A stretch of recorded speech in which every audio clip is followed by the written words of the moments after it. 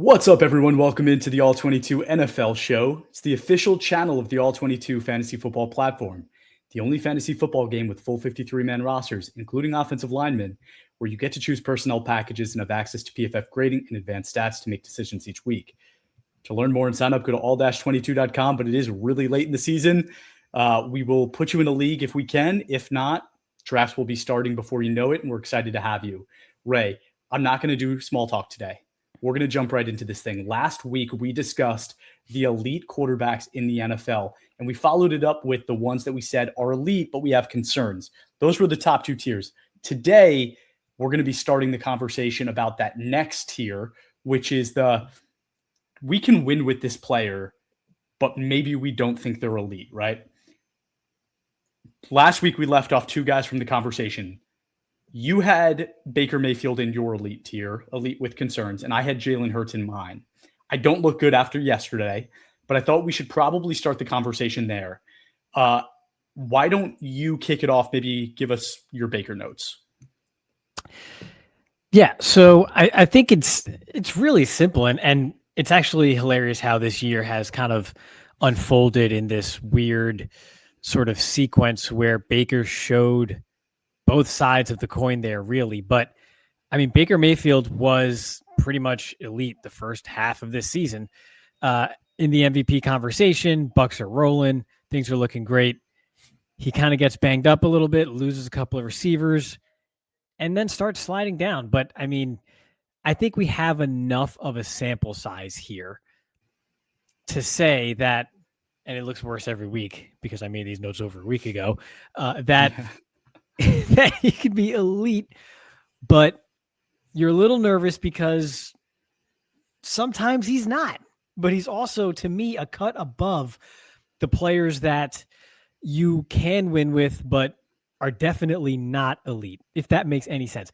Baker Mayfield has stretches of elite play. He was a top 6 graded passer in the NFL in 2024, 6th overall in grading among all quarterbacks as well. I mean, he's done this in this offense for a couple of years now, and really revive that franchise from a potential purgatory post Tom Brady retirement. He steps in there, revitalizes his career, and the Bucks are winning in large part because of him. That offense is running through him. There are other quarterbacks we're going to discuss today where the offense is predicated on a successful running game, on play action, on yards after catch, so on and so forth. That's really not the case with Baker Mayfield. And everything else in Tampa is good. It's fine. But what they hang their hat on is that passing game that's running through Baker Mayfield. So, I mean, to me, if you take away Baker from that team, that's the heart and soul of that team. And you can't say that for some of the quarterbacks that we're going to discuss today in the can win with tier, but are not elite. I think Baker's kind of indispensable there. And yes, all starting quarterbacks to a degree are, but Baker more so than the other names that we're going to discuss today.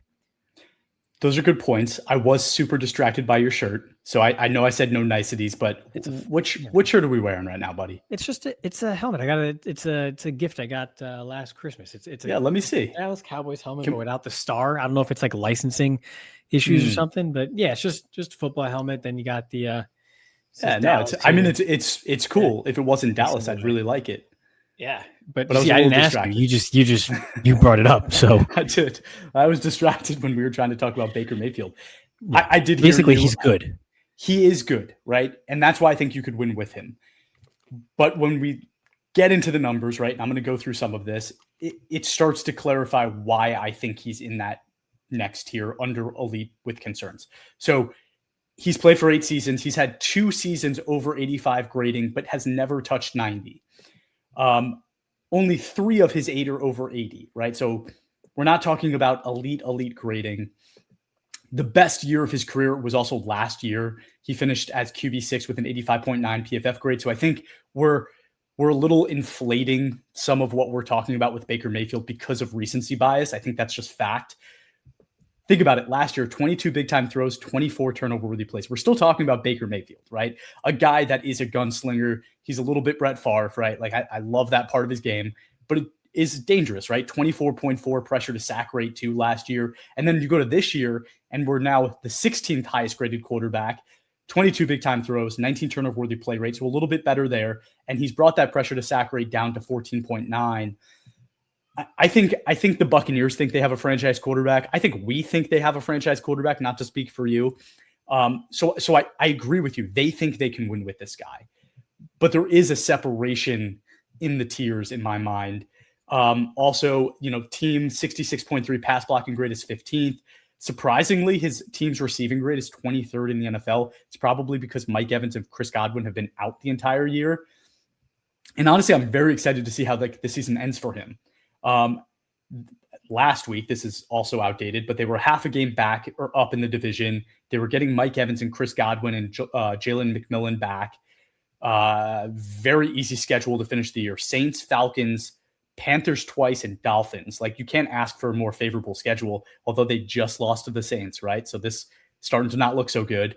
And then the real concerns I had, right, was last year kind of a result of playing with Mike Evans and under offensive coordinator Liam Cohen, and you're never really going to get that back, right? Like, you're never going to get that level of Mike Evans back, most likely. Liam Cohen is gone, and he's leading the Jaguars to first place finish at this point.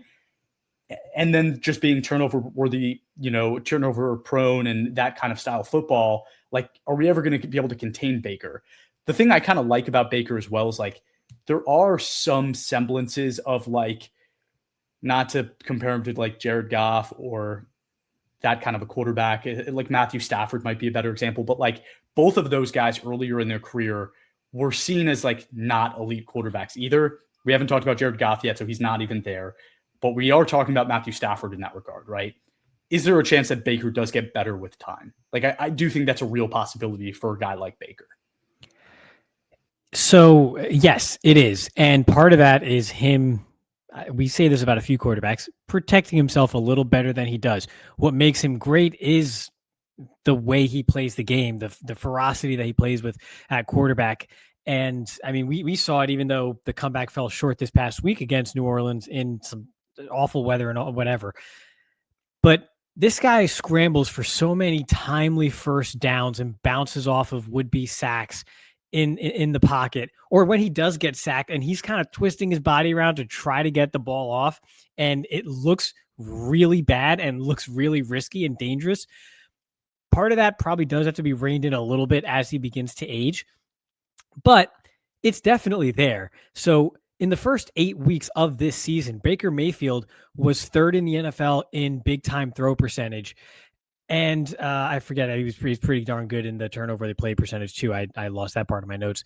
But in any event, he had the flashes and the highs despite the coordinator change, despite the receivers in and out of the lineup, and primarily working with a rookie Emeka Egbuka as his number one target. So it's all there. But sometimes it has to be reined in.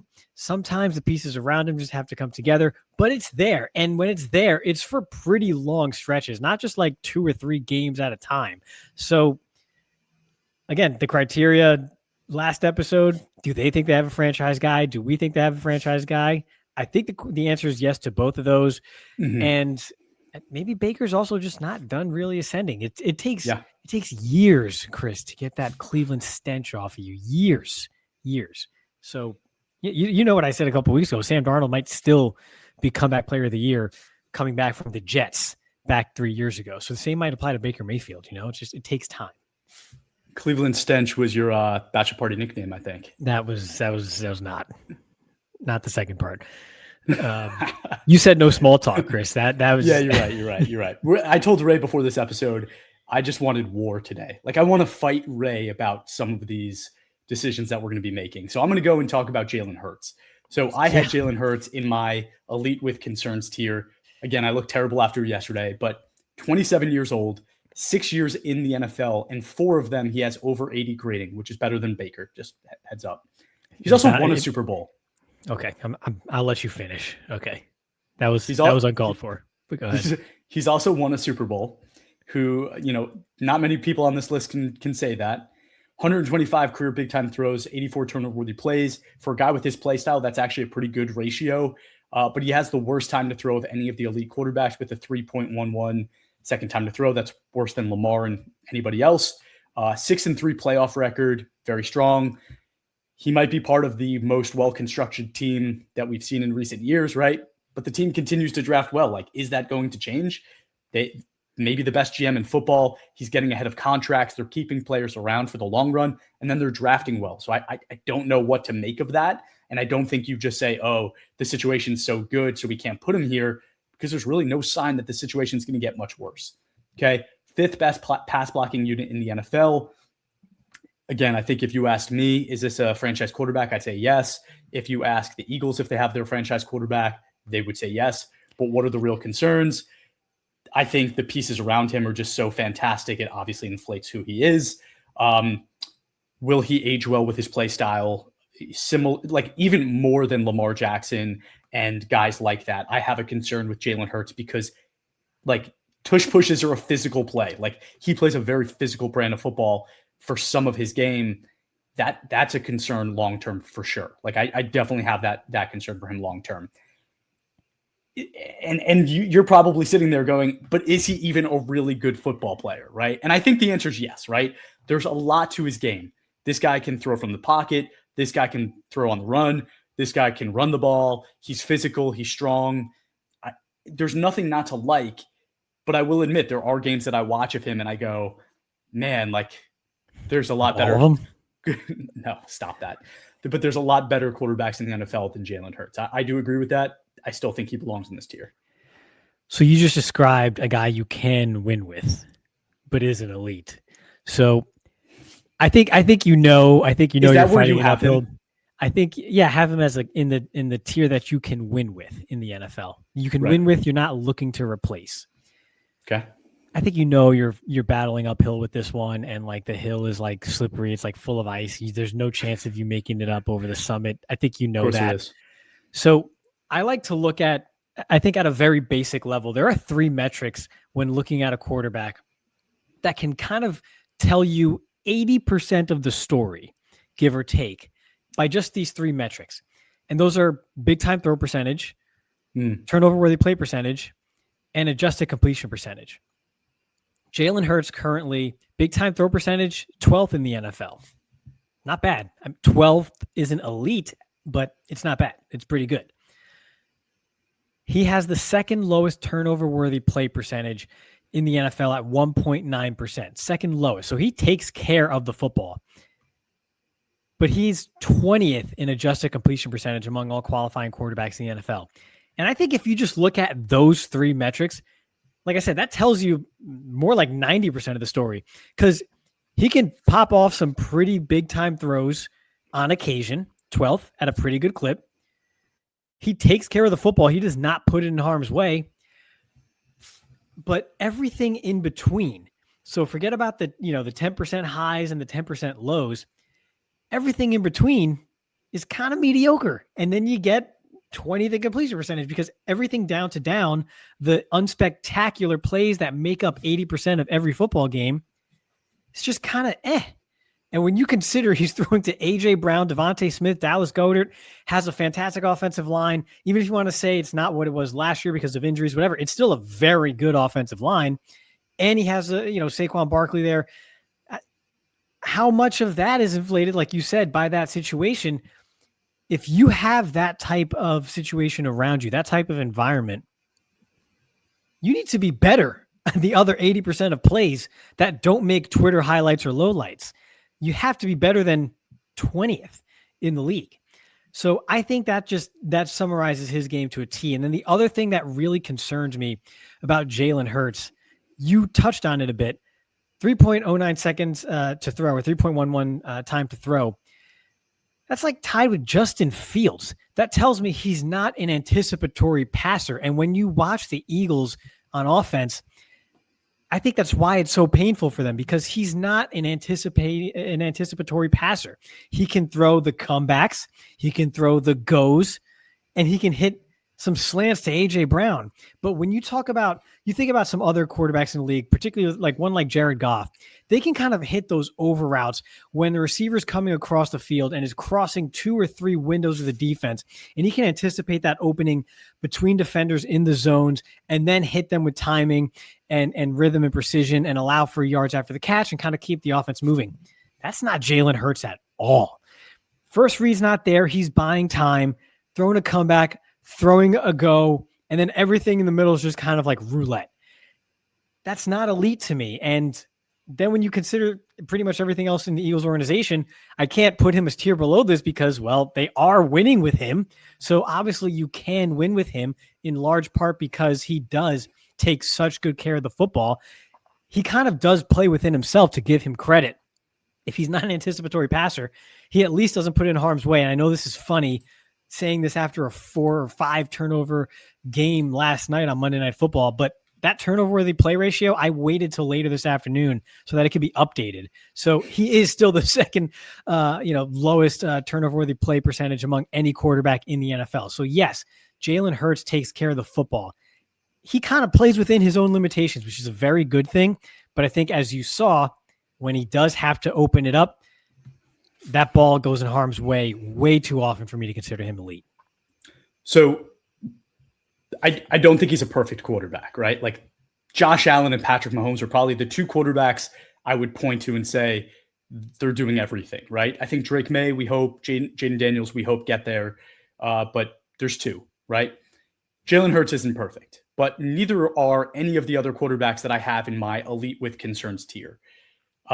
You mentioned something very important, right? Like he plays within his limitations better than maybe anybody else in the NFL. And I agree with you. Like anticipatory throws is a concern of mine, but you left out half of this dude's game, right? This is a guy that's averaging in 6 years, 600 rushing yards a season, and he has 63 rushing touchdowns in 6 seasons. Yeah, they total like 66 yards. Like, I mean, come on. He's averaging 11 touchdown runs a season, right? And it's not just those little runs, right? He is average, like he has an 86, an 83, a 91 PFF graded rushing season as a quarterback. So like, I agree with everything you said, but you left out half of this dude's game, which are major reasons why I have him in the elite with concerns tier. I agree there are concerns, right?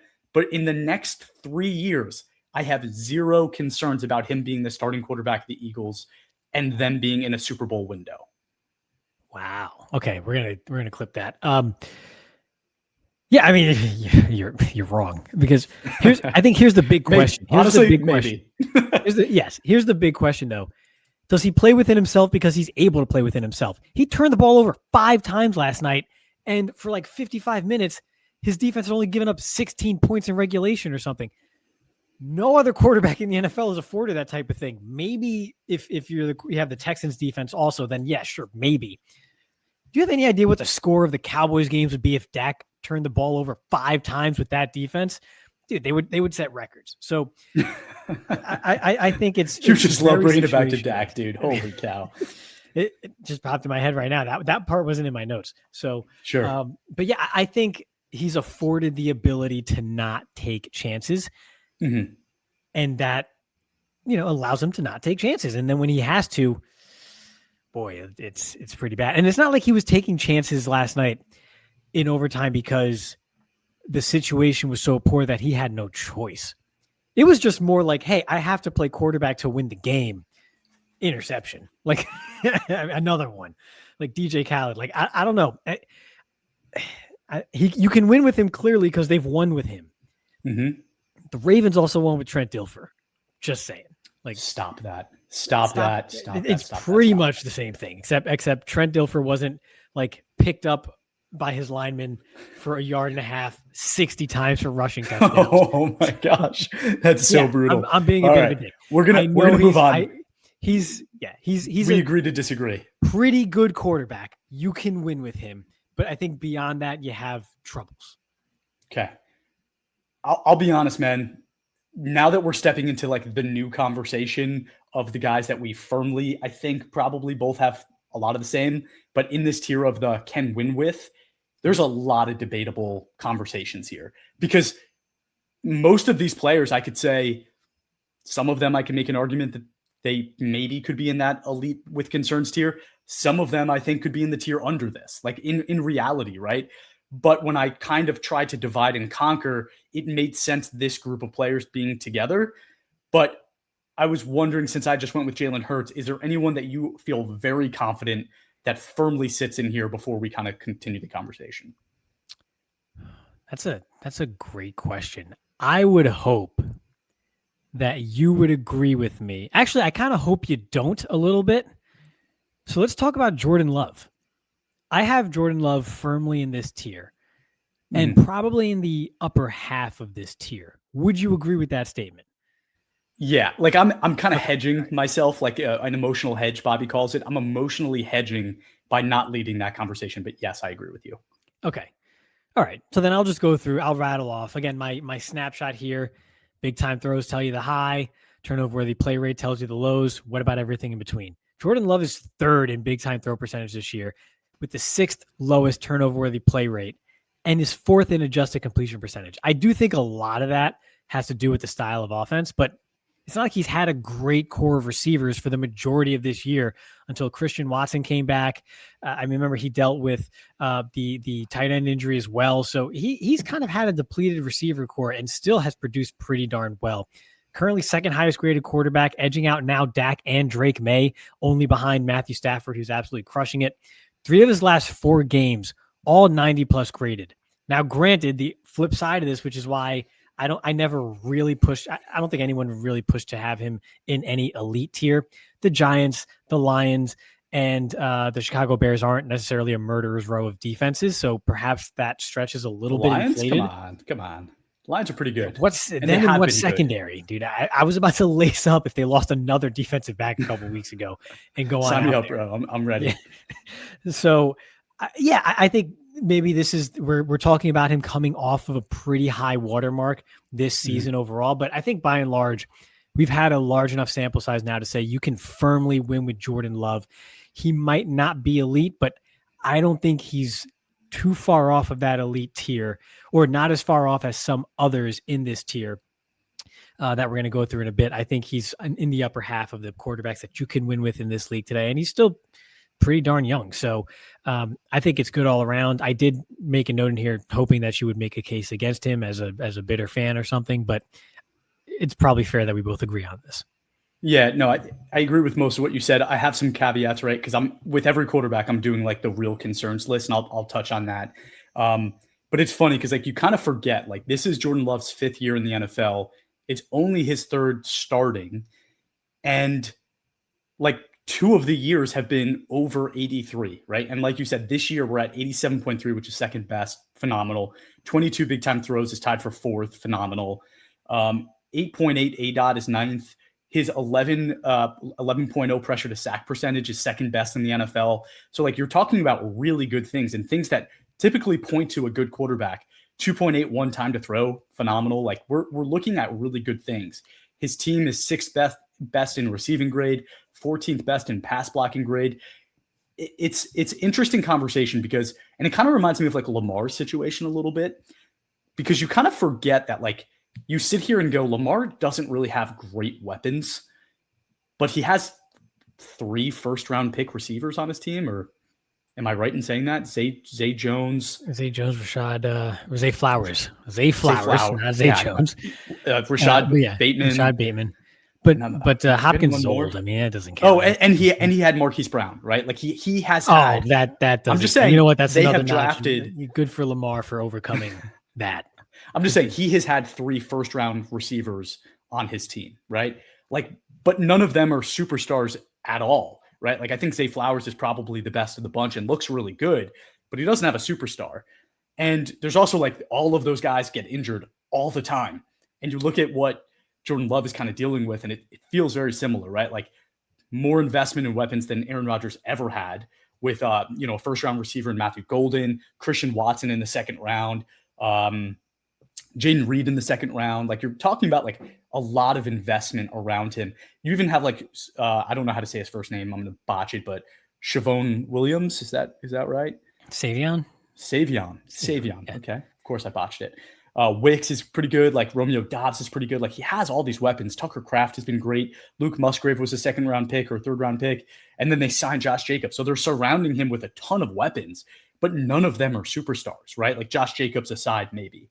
None of them are superstars. The offensive line is like total crapshoot, right? Like Zach Tom has played great, but he was a late-round pick. You got Jenkins, who's already hurt. Jordan Morgan, Walker, Banks, like just a kind of a strange group, right? Like a very strange group of offensive linemen who, again, get hurt all the time. And there's really never a stable group around him. Yesterday or Sunday, whenever it was the first time that he had all of his receivers healthy in one game. Tucker Kraft, obviously not a part of that, but all of his receivers were at least available during the game. Like first time this season that's happened. It's kind of crazy, right? So I think what you're seeing is very promising. So again, if you ask the Packers, do they have their franchise quarterback? Yes. If you ask us, yes. And also, like, again, he's only been in the league 2 years to make the playoffs. This will be the third, but he made the playoffs in both of his years starting. He's only 1-2 in those playoff games, so we need to see more there. But both of the teams he's lost to made the Super Bowl, right? He lost to the Eagles and he lost to the Rams, I believe. So you're talking about Super Bowl winning teams losing against him in the playoffs. So like you kind of understand why you're 1-2 in those games. But hey, if you're going to be an elite quarterback one day, you need to be able to win some of those games. The real concerns I have, right? Packers need to put a consistent product on the field around him. You need to invest in players that are actually going to be different makers. They did that on defense with Micah Parsons. I love that. They finally made that move. But I think you also need to do that on offense. Some way, somehow, you need to eventually get like star caliber players on that offense with him. I think the other thing for me is, as much as I love Jordan Love as a Packer fan, and this is where I hedge my bet a little bit, there is a lot of inconsistency in his game in and game out. Like there's, yesterday he plays the Bears, or Sunday he plays the Bears. He looks phenomenal. But then you go back a couple weeks and he plays somebody else, and it's like he threw 2 interceptions and didn't throw a touchdown. And you're stop. He throws with such good anticipation, Jordan Love. So like that's not a conversation. But he has 4 games this season with under 63.0 PFF grading. He has 2 games with 0 big time throws. And he actually has games with a 15 yard average depth of target. And he has a game with a 1.7 average depth of target. Like there is a lot of variable to his game, which is very concerning to me. And why I question how firm is he in this tier? Is he, people will argue that he should be in the next tier above. People probably have an argument to say he's in the one below.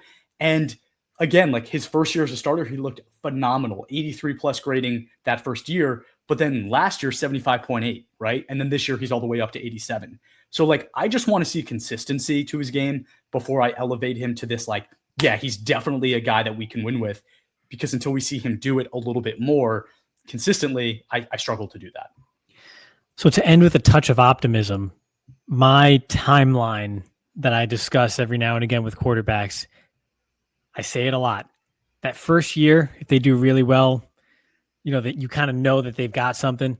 But then that year 2, the league kind of takes a step back, figures them out a little bit, sees what works against them, and they have a little bit of it's not always a sophomore slump, but maybe a little bit of a dip. And then how do they respond to that? Well, in year 3, he's responding to that pretty well. So touch of optimism. He's now maybe adjusting to the league, adjusting to him. And, you take it from there. So again, this is still a young quarterback. So be optimistic, Chris. Be happy. Come on. Take a breath. I want to see him this year in the playoffs beat a real team, right? Go beat the Rams this year. Go show me you can beat a team that is good enough to win a Super Bowl, right? When I see that, I'll be very optimistic. All right, you threw a name out. I'm going to throw my name out as the next guy I think probably firmly belongs in this tier.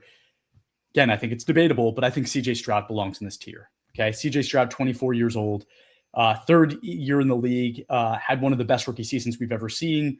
Very solid year 2, 83.2 PFF grade as a rookie, 80.0 last year. Statistically, it's phenomenal. 61 big time throws, 8.9 ADOT, 20.0 pressure to sack rate behind what is a terrible offensive line, and 2.94 second time to throw. Those are all really good numbers, right? Especially for a guy that's only been in the league for 3 years. He's still 24 years old. this is definitely a down year for him, right? Missed a few games with a concussion, 68.8 offensive grade this year, 8 big time throws, first 12 turnover worthy plays, 8.6 ADOT. We're looking at some bad things, but I would also say this is by far the worst team he's ever played with, and a team that I have serious concerns about, and I'm going to talk about that. Pass blocking team grade is 20th in the NFL with a 63.2. I think they're overachieving. 11th receiving grade with a 74.7. I think they're overachieving. And the team has one of the best defenses in the NFL, so that's great. But seriously, like the offensive line, right? Like we're talking about Ursary this year at left tackle, 57.2 grade, and Trent Brown at right tackle with a 68.8. If you don't have tackles, like you really have nothing. Like if you don't have that foundational piece, at least at one of them, you have nothing, in my opinion. Nico Collins has obviously been great for him, 83.3 grade this year, and that third round pick. Jaden Higgins has been pretty good for a rookie, 70.3 grade as a second rounder, and Jalen Knoll, 68.7 this year. Like, again, like I like some of the pieces, but they haven't invested in anything on offense. Nothing, right? You're talking about Nico Collins as a third round pick, Higgins as a second, and Jalen Knoll, I believe, was a little bit later. I think maybe a fourth. Like, no investment on offense. You talk about the offensive line as well, like no investment on the offensive line besides using later picks. And a guy like CJ Stroud, like as a young player, like that's how you build confidence, right? When you have time and you have weapons around you. So I do definitely worry, but he's really given you no reason to worry. So if you ask the Texans, do they have their franchise quarterback? They're going to say yes. I'm going to say yes. I think you are too. But the real concerns I have is, what does CJ Stroud look like if the Texans never solve offensive line? And how long is it going to take to solve offensive line? Because right now, if you're looking at it, I think there's an argument that they don't have any pieces that I would guarantee are on that team a year or two down the road, right? That's my stance. And that's what's scary. So I just referenced my quarterback timeline here. CJ Stroud's going the wrong way. Now the saving grace is that, well, hey, that might not be his fault. Okay, cool. Does it matter whose fault it is if No. at the end of the day it's just not getting done? And so to me, I have him in the middle of this tier, maybe middle lower end, only because I think someone like Jordan Love has shown enough to where I think he can ascend to perhaps an elite but concern or elite tier overall quarterback as his career goes on. Whereas CJ Stroud isn't really elevating anything around him right now. He's kind of holding steady, which is, again, it's fine. Fine. You can win with fine when you have a fantastic defense. You can win with him. So he's firmly in this tier.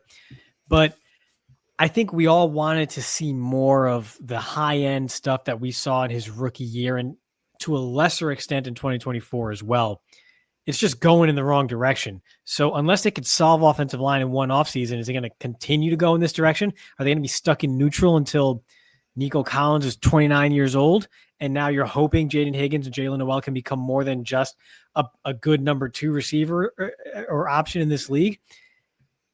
Timing's got to align here, and they got some work to do on offense. They really do. So CJ Stroud's a good quarterback, but time's kind of ticking here. It's a little scary. And I know we talked about Jaden Daniels last week about, hey, is the timing going to align just right as part of his development? I have the same concern about CJ Stroud, where the environment around him, it's kind of like a seesaw, and it's never just quite level and stable and conducive for a quarterback to grow. I am a little bit concerned about that. So he's in this tier, but I'm concerned. So he's like, I can win with him, but I have concerns. We're just going to start adding concerns to the end of every tier that we discussed. Yes, we will. And all good points. I think the optimistic side of me goes, think about how bad that situation is on offense. They're 8-5. They're in second place. The team that's in first, the Jaguars, they've split the series with them on the year, and the games left, like they do have an opportunity to win the division, right? Like, as crazy as it sounds with an offense that bad. And to me, with a 24-year-old quarterback, that tells a lot about what he is and what I think he can be. So I am still very optimistic. Why don't you go ahead and tell me who your next guy is? Let's talk about Caleb Williams. Do you have him in this tier? I do not. Oh, all right. Okay, it's going to get spicy. So I understand why you don't. And here's why. When I first wrote down these tiers, so we broke out our 4 tiers Maybe there's 5. I don't know. I don't keep lists, but I went team by team and put all the quarterbacks in the tiers before looking at any metrics or anything, before moving anybody up or down. Just offhand, where did I have them? I went to Caleb Williams and I said, no, you could win with this quarterback. I wrote a note to myself, check his metrics by 4-week increments, because it would seem to me that this year he appears to be getting better and growing in this offense. That was not the case. There was actually this last 4-week stretch is probably one of his worst of the season, even though the Bears are kind of, continuing to win for the most part, and staying alive in the playoff race firmly in the NFC. So just 15th in big time throw percentage. So again, we know he has talent, but he's not popping off those big time throws like you might expect from someone of his physical prowess. 12th lowest turnover worthy play rate. So kind of firmly in the middle of the pack there. 9th ADOT, so above average. 3.28 time to throw is absolutely wild. That's more than Jalen Hurts, which is crazy. So again, I saw no improvement in those 4-week increments. And I guess some of the success that Chicago's had recently has kind of made us forget things like Caleb missing DJ Moore wide open in like the middle of the end zone in a goal-to-go situation a couple weeks ago, which, speaking of, like, holy cow, man, please get DJ Moore going in this offense. Like, this is a good football player that is just like, it just feels like he's on Alcatraz right now. It's just, there's just nothing there. But so all of that is like against my argument, but the Bears are winning. So you can win with him, and he's still just a second-year quarterback. And his physical talent, his physical gifts, I couldn't put him any lower than this. Where the Bears aren't just running with it and seeing what happens. They're not looking to replace Caleb Williams right now. It's his first year in a new offense. That might be a part of it. And we just kind of have to see where it goes. But you have to say they can win with him because they're winning with him. And it's not like they're winning with him because they have an elite defense or anything like that, or their running game is good. It's been good as of late. It's not an elite running game either. It's not like you got Jahmyr Gibbs back there just rushing for 3 touchdowns and 190 yards every single week. So it doesn't look pretty, but it works. It's working right now, and there's still a lot of kinks to be worked out, but they're winning. So I got to put Caleb Williams in the tier that you can win with. They're literally winning. That is such a dangerous way to do this, right? Because I could point to like Bryce Young, and do you have Bryce Young in this tier? No. Okay, well, the Panthers are also second in their division, just like the Bears. They also were right? like 3-13 and have a winning or 14 record or something. Like, I mean, they have a winning record, right? Like that's the only point I'm trying to make. And again, I'm a big believer in Caleb. I think we're going to be talking a year from now, maybe a year and a half from now, and I'm going to firmly say that he's in this tier, right? I watched the Packer game. I've actually watched a lot of Caleb.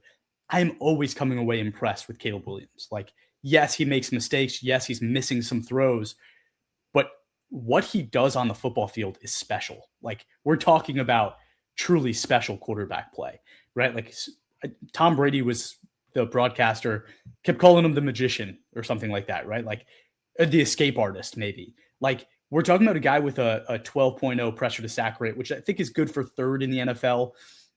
Like, say what you want about the way they constructed the team, because I do think that they have a really well constructed team. But you could also look at it and say, this is an extremely young offense, right? Like Rome, Luther Burden, Kyle Monungai, like these are Colson Loveland. These are guys that are in their 1st or 2nd year in the NFL. Like, Jordan Love is kind of doing the same thing and asked to do the same things, but Jordan Love is in his 6th year in the NFL, not his 2nd, right? Like, that makes a huge difference in terms of leading this kind of an offense. So I think people need to pump the brakes a little bit and say like, oh, it's all Caleb's fault, because I saw Rome make a lot of mistakes. I saw Luther Burden make a couple. I saw the offense, like, and again, I've said it before, I think this offensive line is very overinflated. I love what they did in the offseason with Drew Dahlman at center and Joe Thuney at guard. Like, I love those additions. I think that was exactly what they needed to do, and it is why they're winning football games. But I still look at those tackles and I go, they leave some things to be desired, right? I saw Micah Parsons, like, he does it to everybody, but like destroy that offensive line, right? And but I saw Rashawn Gary do it too, right? Like I do think that they're like, not to give Caleb a cop out, but I do think that this team is really young on offense with a new offensive system and a new coach that will look better, like you said, down the road a year or two from now, which is when I will say that he's in this tier. But the numbers still are so inconsistent, right? Like I'm looking at his week to week grading. And if you don't know PFF grading, right, it's like they kind of will have like green if it's a good week, blue if it's a great week, and then like yellow and orange as it gets worse all the way down to red. And there's a lot of yellow, right? There's a lot of yellow in here. The turnover worthy plays are still too much. I just, again, it's like when I talk about Jordan Love and lacking a bit of consistency, Caleb Williams is that to the extreme right now.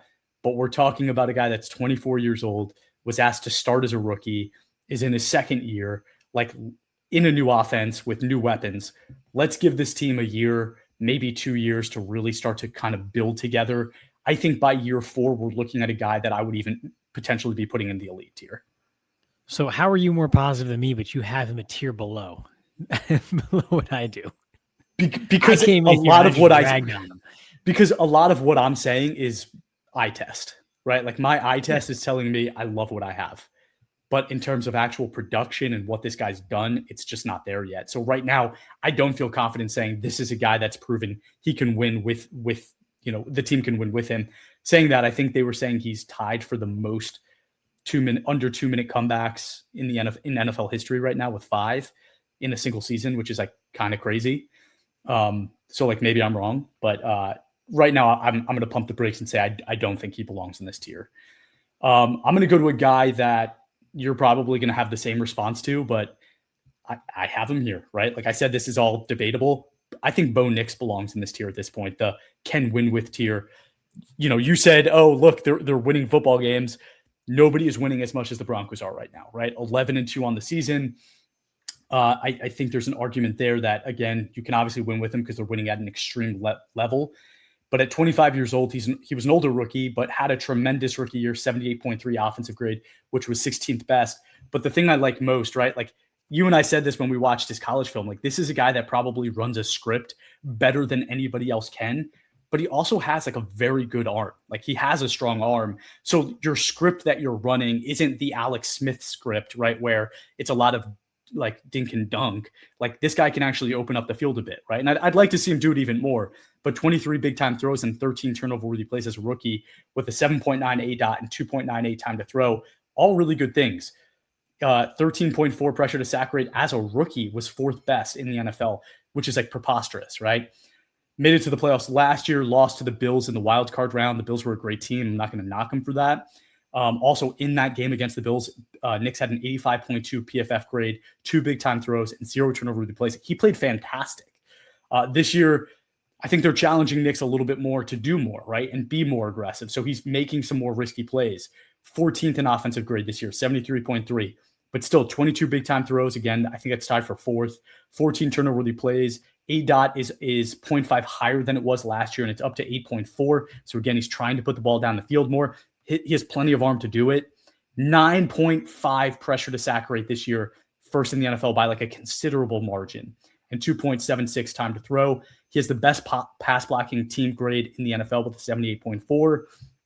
Again, I think if you ask Sean Payton and the Broncos, do you have a franchise quarterback? They'd say yes. I'm sitting here saying yes, but the concerns are obvious that, can he elevate a team to become an elite quarterback? Can he play out of structure when he needs to make the big plays to win the big games? And will they actually invest in him long-term as an older prospect? And, again, maybe we're at a point where this is ceiling. And will they actually invest in his products around him? Because I still look at the offense and I go, Cortland Sutton is a really good receiver. He's an older, mature receiver, probably towards the end of his career. And, we've talked about him throughout his entire career as being like probably more of a really good number 2 option for a team instead of like the number 1 guy. RJ Harvey was a good investment, but he hasn't really proven to be a difference maker yet. I like Troy Franklin and what he's added and brought this year. But again, these aren't big investments for the team. I want to see them invest around Bo Nix so that we're not sitting here going, is it Bo Nix or is it the team?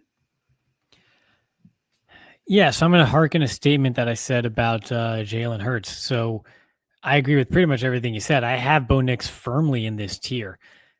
I think he's around the 13th best quarterback in the NFL, and you can probably realistically win games with about 13 quarterbacks in the NFL today. And he's right around there, maybe 14 or 15, but that's right about where he is. Everything you said is great. I think, to go back to the Jalen Hurts thing, he plays within his limitations. 18th ADOT, but a low turnover worthy play rate, 6th lowest in the NFL, 10th in big time throws. So again, pretty good, right? But not crazy. 8th highest adjusted completion percentage in a great offensive system with Sean Payton. I think he just does his role exceptionally well, and that's great. But the ceiling isn't there to really be an elite quarterback in the NFL.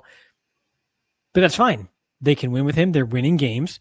And as long as he continues to do what he does, they're going to be just fine. So wait, let me jump in. Yeah. Because one thing I'll point out, a difference between Jalen Hurts and Bo Nix. Oh, there's a lot of differences. I just meant in the same. No, I know, but like to what you're saying, right? When I watched Jalen Hurts as a prospect, I never thought he could be an elite quarterback. He's proven me wrong, right? Like he's doing a lot more than I thought. When I watched Bo Nix in college, yes, he did a lot of scripted play.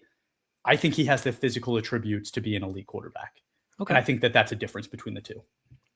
I also say it doesn't take A.J. Brown and Devontae Smith 3.11 seconds to get open in the NFL, nor Dallas Goedert for that matter. Mm-hmm. I'm sorry. Yeah, Bo Nix doesn't have a single weapon that's at the level. Not of even any close. Of the weapons. Not even None close. of them. Right. That's a big difference too. Yeah, exactly. So that's why you should have Jalen Hurts down a tier. That's it. I think the story on Bo Nix is so simple because it keeps it so simple, which is a good thing. Keep it simple, stupid. Bo Nix does that, and they're having success because of it. So good for you, Bo Nix. Lead us to the next guy, which I'm hoping I can predict. I got 2 names left, I think. I also have 2 names left. Okay. Then these both better be. I'll save the one that I'm almost certain you have in your tier. I'm going to talk about Sam Darnold, and I'm going to go back to the style of play. Mr. Predictable. You can win with Sam Darnold. Clearly, okay, won 14 games last year, 15 games last year, whatever it was. You can clearly win with Sam Darnold when he's not on the Jets or the godforsaken Panthers while they were still in the wilderness. The thing about Sam Darnold, I've said it over and over again, play action pass. He is fantastic out of play action.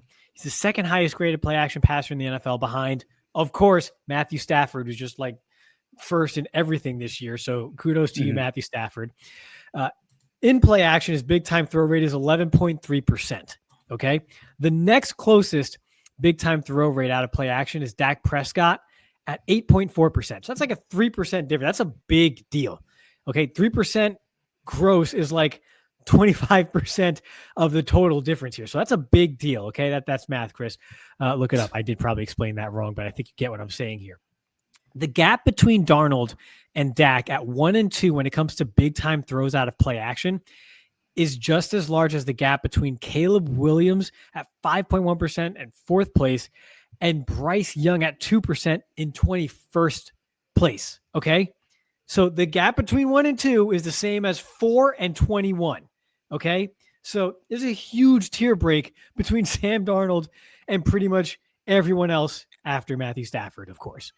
So again, just what can you say when you have Sam Darnold in a system that works for him, in a style that allows him to, again, have that hard play action, get his feet moving, get him processing on the move here. He's going to pick a lot of people apart. So if you have a strong run game and the offense is humming, Darnold can win you football games. It's pretty much that simple, and we've seen it now for going on 2 years plus. I think the Seahawks have found their guy. They're happy with him. Little choppy last couple weeks, but that's why he's, not maybe knocking on the door of elite but concerned, but he's still firmly a quarterback that you can win with in the NFL, and you're darn comfortable if he's your quarterback right now. So Sam Darnold, it's all about the style of play, and he's in a great situation right now. I have him in this tier too. So I was gonna surprise you. I do have him in this tier, but he is the bottom player for me in this tier, and I'm gonna explain why. I agree with you that we need to basically just remove the Carolina and Jets years from this conversation because I don't think they're useful, right? Like they don't reflect the player we've seen in the past 2 years at all, right? So it's just not helpful. These are the only 2 years of his career with 80 plus grading. Every other year has been like under 66. It was not good. But everything you said is accurate. I'm not going to go into the numbers because I think you did a great job. I like that they built a really good offense around him. Charles Cross, Abraham Lucas. By the way, Abraham Lucas is back and he's playing really well. He is the 24th ranked tackle out of 81 eligible in PFF grading, so fantastic for him. Jackson Smith and Jigba is the number 1 ranked receiver. Cooper Kupp, Kenneth Walker, AJ Barner even looks good. Like this is a well-built offense. I'm excited about it. If you ask the Seahawks if they have a franchise quarterback, yes. If you ask us, yes. But the real concern, like probably more than any other quarterback I have in this tier, right? Which is why I said he's at the bottom. Down the stretch last year, turned into a pumpkin, right? 45.8 PFF grade, 54.9 PFF grade against the Lions and Rams. 1 big time throw in those games, 5 turnover worthy plays. Basically, the reason the Vikings probably chose to move on from him. So when you say can win with, the Vikings may have told us that they thought they couldn't, right? Yeah, well, the Vikings are wrong, and I will go to the Vikings and tell them that. But wait, just point at yes. Let's talk. We did a whole episode on JJ McCarthy. Let's talk about the last 3 games where before this week, right? Because I think he had a good week this week. These are the previous 3. Against the Rams, 39.2 PFF grade. Against a bad Tennessee team, 60.3 PFF grade. And against the Vikings, 37.9.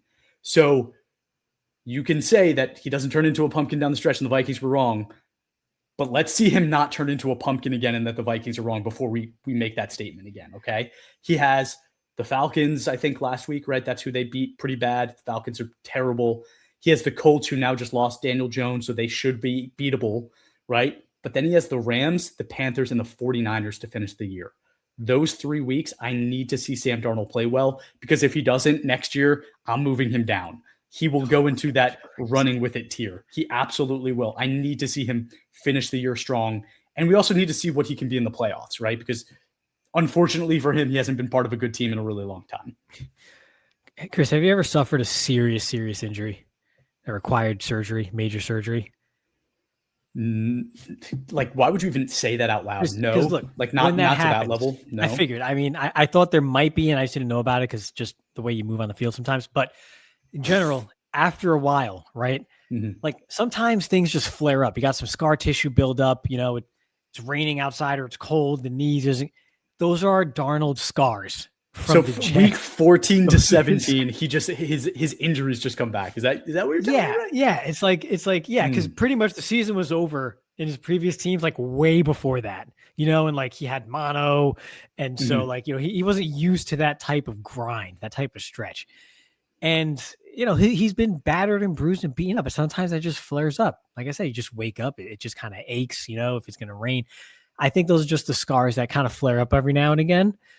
But I mean, he's won a ton of football games the last 2 years, 15 plus, however many they've won already this year. He's got to be probably top 6 in just total wins among quarterbacks.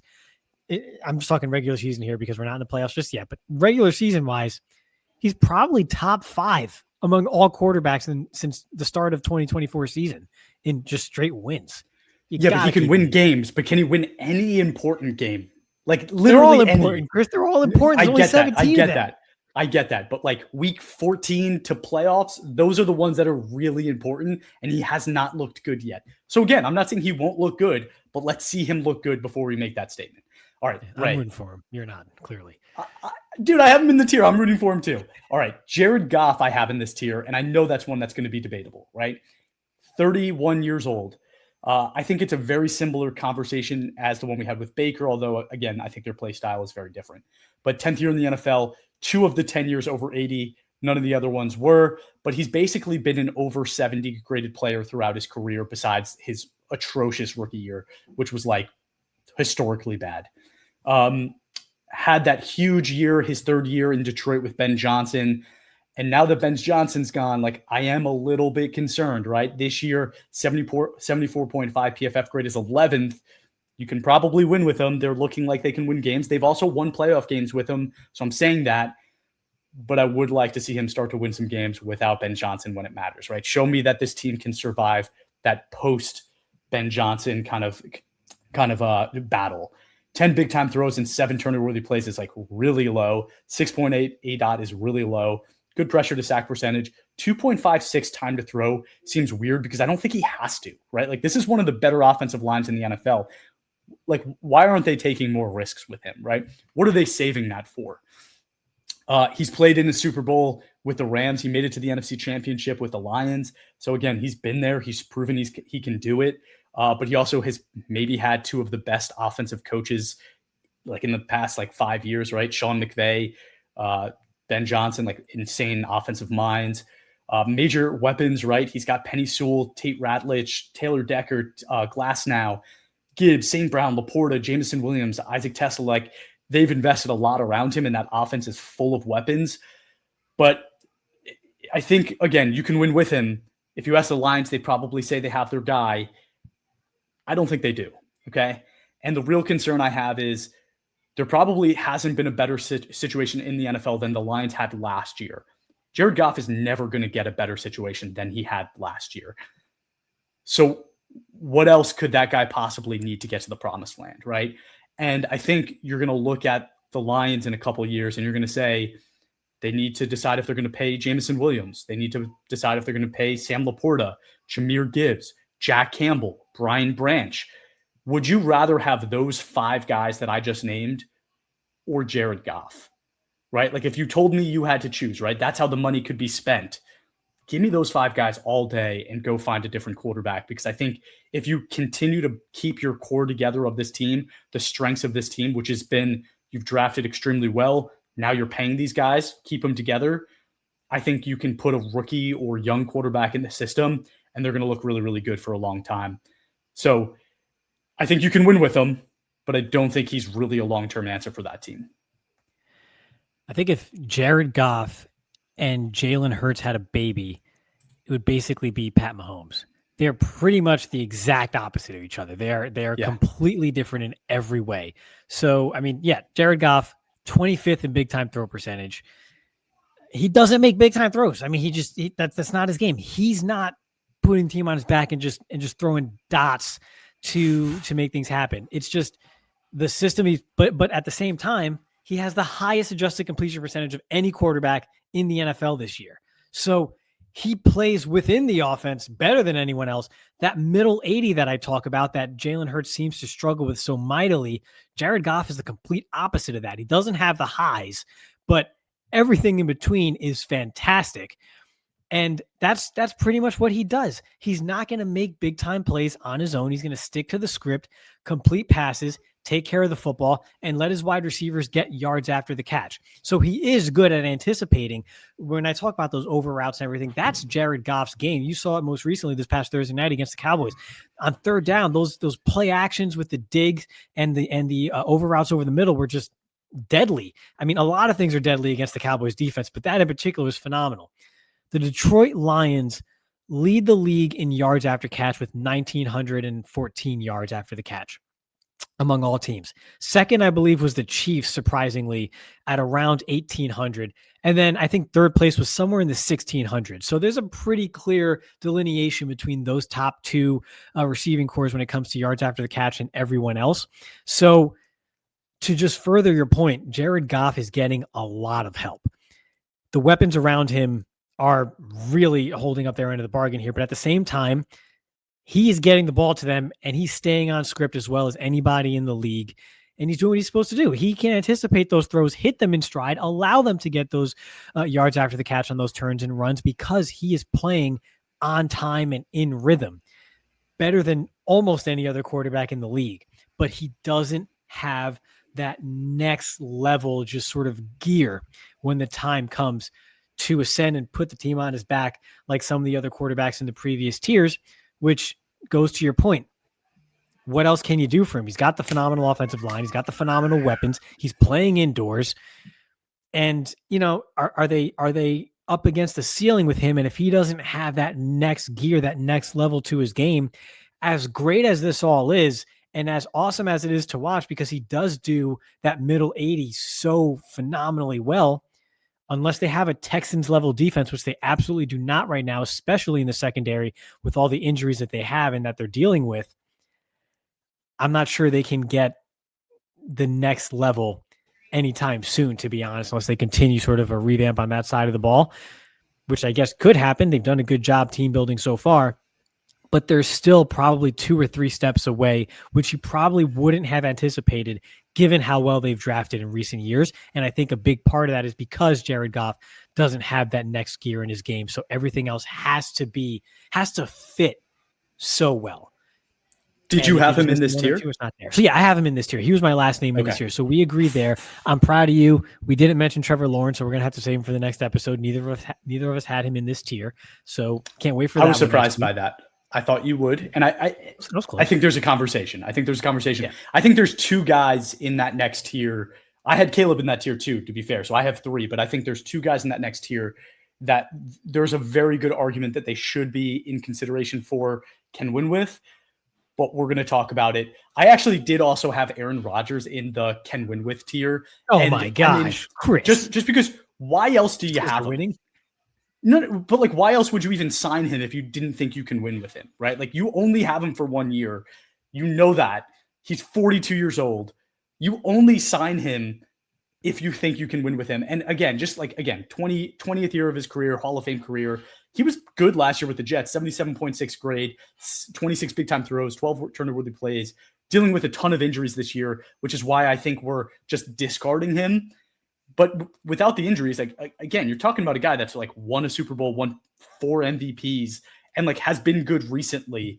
So I don't know. Since his wrist injury, though, 35.3 grade, 42.9 grade, 45.7 grade. Like, it's been bad, but it's a lot of recency bias in saying that. And obviously the Steelers don't think they have a franchise quarterback, but they obviously have a guy they think they can win with. Dude, an NFL team drafted Trevor Penning in the first round of the draft, despite all of our warnings. So teams can think whatever they want, but no, you put anybody at quarterback, Mike Tomlin's going to win 9 games and 10 games. Like, that's going to happen. It's not the quarterback at all. It's all Mike Tomlin and the Steelers. So the Steelers are once again back where they always are, in the middle of the playoff hunt in December. They're either going to make it by a game or miss it by a game. And we're just going to do this all over again for the, 18th year in a row. So congratulations, Steelers fans. You have games to root for in December. And that's a great thing, because it could be a lot worse. Just look just slightly to the west there in your division. Yeah. All right. Well, dude, I think that was a great episode. That was exciting. We have 2 more of these to do. Okay. 2 more of these episodes. We have 2 more tiers. We're going to get to them. All right, everybody, thank you for tuning in. If you haven't yet, please give us a follow on Instagram, Facebook, TikTok, and X at all22_PFF, and give us a review wherever you watch or listen to your podcasts, and have a great rest of your day.